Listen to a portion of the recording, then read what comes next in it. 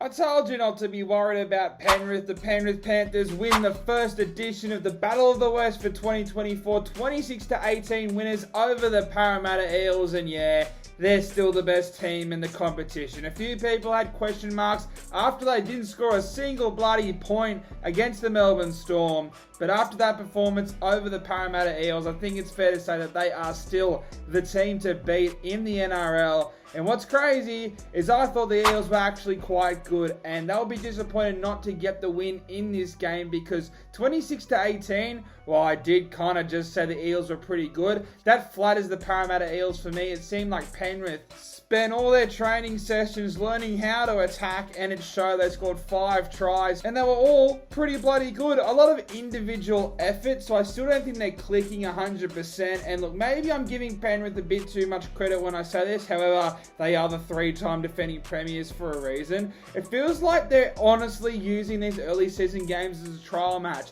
just trying out different combinations. Cleary and Luai trying out new things because they got to play better. Cleary and Luai. That's the thing when they're replacing these players, is those two have to stand up. And they did that tonight, especially Nathan Cleary. I thought Nathan Cleary was superb. He wasn't great in the World Club Challenge, and he wasn't great in round 1. But this was the best Nathan Cleary that we have seen since the grand final. I also thought this was Isaiah Yeo's best game I've seen him play for a while. Isaiah Yeo, look, he's always a terrific player, so it feels a bit harsh to bag the bloke, but it does feel like maybe sometimes he can fall into the trap of ball playing too much. And tonight he literally got a try assist with a kick, so maybe he is just a halfback in waiting, but I thought he ran the footy early tonight and set the tone for him. That allowed his ball playing to be even better. 143 running metres for him. He was superb. So were the back 5 for Penrith. It felt like Penrith dominated every part of the field. They just couldn't find a way to score points, considering they did score 26 of them. Me saying that just shows how much territory and how much possession they did have. The Parramatta Eels, every time they got down there, they had their chances and they took. I mean, Joey Lussick,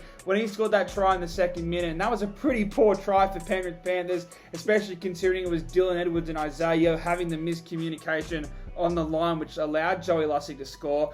I thought this was just in the script. It was going to be Parramatta beating Penrith in another game that doesn't matter. But it did matter a bit to Penrith, I guess, because no one wants to start 0-2. And when was the last time Penrith lost 2 games in a row? So looking back, it was kind of an obvious tip. I thought they were the better side in the first half. Like I said, though, Parramatta, every time they got a sniff, they took advantage of their chances and they stole that lead going into half-time. So you thought if they could just get a bit more possession that they'd be able to take the lead, but Penrith just didn't give them a sniff. They were so good. Parramatta did have more possession. Penrith actually only had a 65% completion rate to Parramatta's 82%, but they ran for nearly 500 more metres than the Parramatta Eels. The Parramatta Eels were sort of the Bulldogs of last week, granted a much better version of the Bulldogs, but they hung in there for as long as they can, and their performance doesn't warrant conceding 26 points. But I say that thinking that this scoreline flatters the Parramatta Eels a little bit. 9 line breaks to 3, so it just shows that there was a difference in quality between the two teams outside of the scoreline.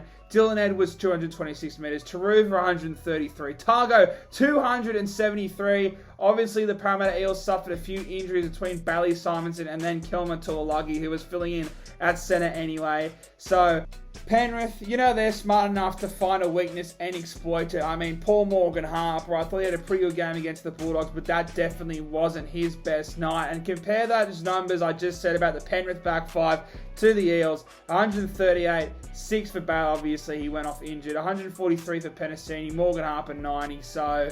And especially in the forwards. I mean, Junior Bolo, 155 metres off the bench.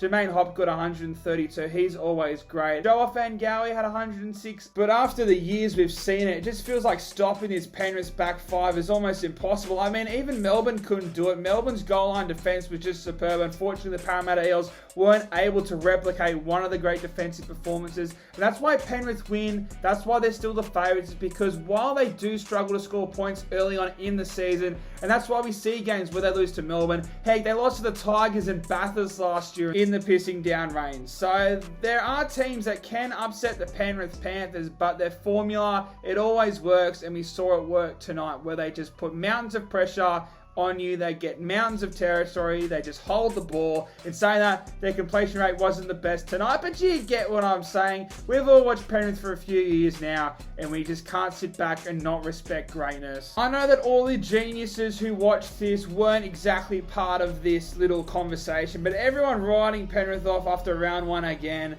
don't be so silly. They're still the favourites, and they proved that with this win over the Parramatta Eels tonight. But ladies and gentlemen, let me know what your thoughts were on this game in that comment section. Subscribe if you haven't already. Smash that like button, and I'll see you in the next one.